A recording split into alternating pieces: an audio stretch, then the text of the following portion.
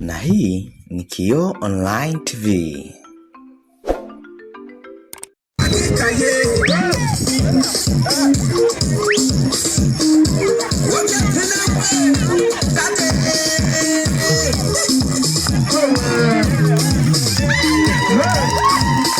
Usiulize hapa kuna nini.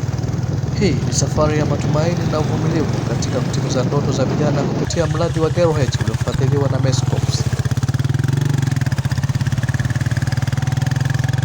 Katika utekelezaji wa mradi huu, timu ya maafisa toka shirika la umoja wa wezeshaji Kioo wamepanda milima, mabonde na kuvuka vijito umbali takribani kilomita 10 kutoka ofisi ya kata Uvinza hadi kitongoji cha Kalowela na Shekesha.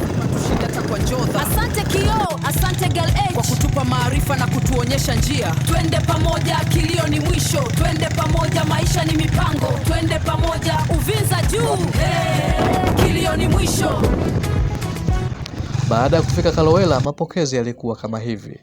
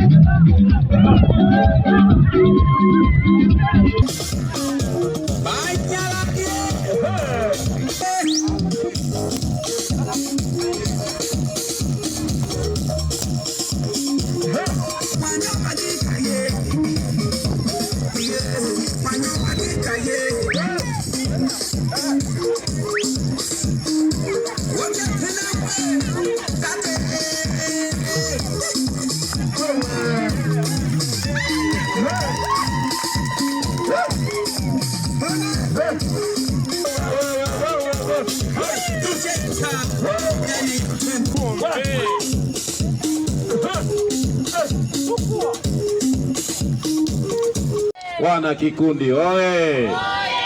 Wananchi safi! Safi! Jamani, habari za asubuhi. Wakubwa shikamoni.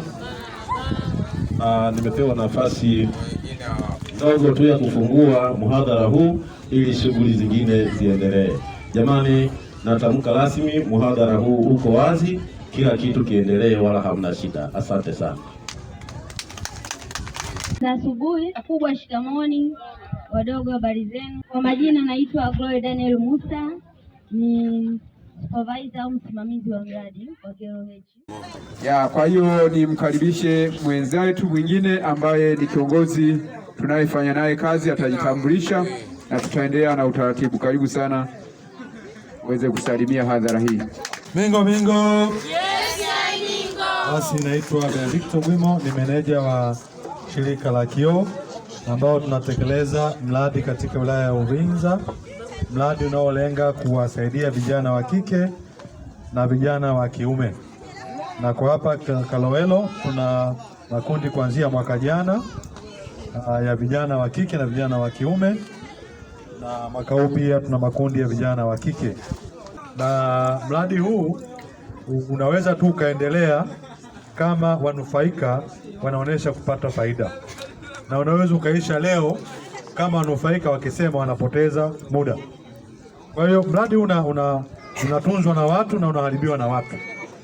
Kalowela tangu tumefika hapa mmekuwa mkifanya vizuri, na ndio maana siku ya leo tumeamua kuja hapa ili hawa vijana wenu waweze kuonesha kile wanachokifaidi kutokana kwenye mradi huu. Mimi kwa majina naitwa Shaban Al Hassan, ni mkazi wa Uvinza Kibaoni. Mimi ni mwanakikundi na kikundi chetu jina lake kinaitwa Wanaharakati Vijana. Sisi wanaharakati kwa pale Uvinza tunajishughulisha na shughuli ya kutengeneza mkaa mbadala.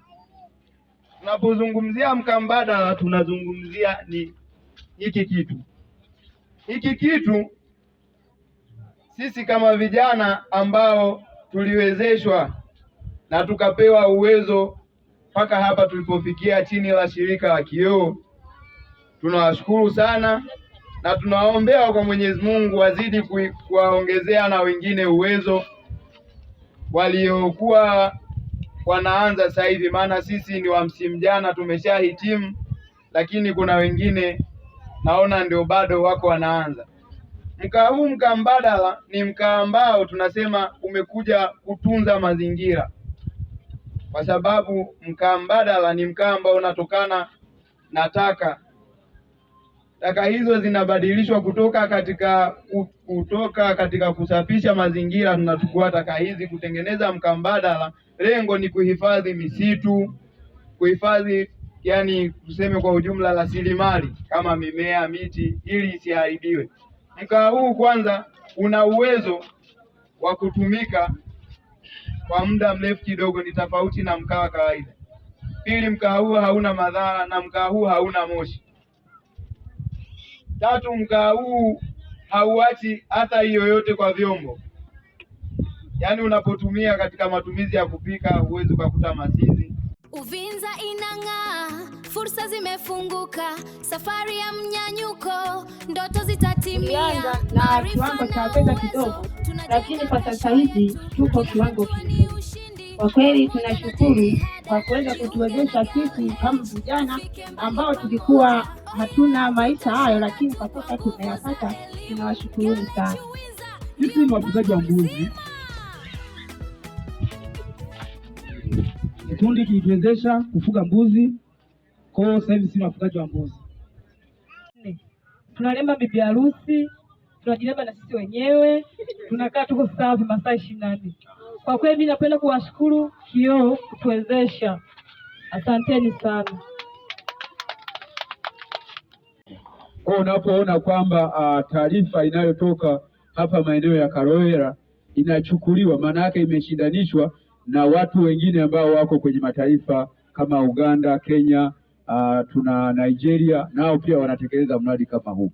Kwa hiyo tuna sababu kubwa sana ya kujipongeza, kwa sababu kitu tulichokipeleka kule kinaonyesha kabisa kimezaa tija ukilinganisha na picha zilizochukuliwa kwenye nchi nyingine ambazo zinafanya mradi huu. Naombeni pia muendelee kujipongeza katika hilo.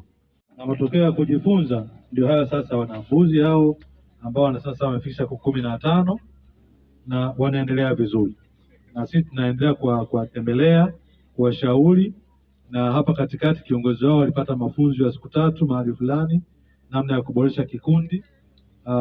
Wana katiba yao na nia ni kuwasajili vikundi vyote kwenye mfumo wa serikali, ili pia ile mikopo ya vijana ambayo inatoka halmashauri nao pia wanufaike nayo. Kwa tunawapongeza sana, walionyesha ari ya pekee kuwa wanakwenda kila siku Uvinza kujifunza, na hao ndio matokeo ya uvumilivu wao. Wazungu wanasema huwezi ukapata pipi bila kutoka jasho. Walitoka jasho, sasa wana pipi. Asante sana. Pasha. Bado kuna mtu ana wivu jamani. Kama unaona wivu, mlete na wewe kijana wako ashiriki shughuli zinazotekelezwa na Kioo katika mradi 1, 2, 3. Karabanka. Sinyorita.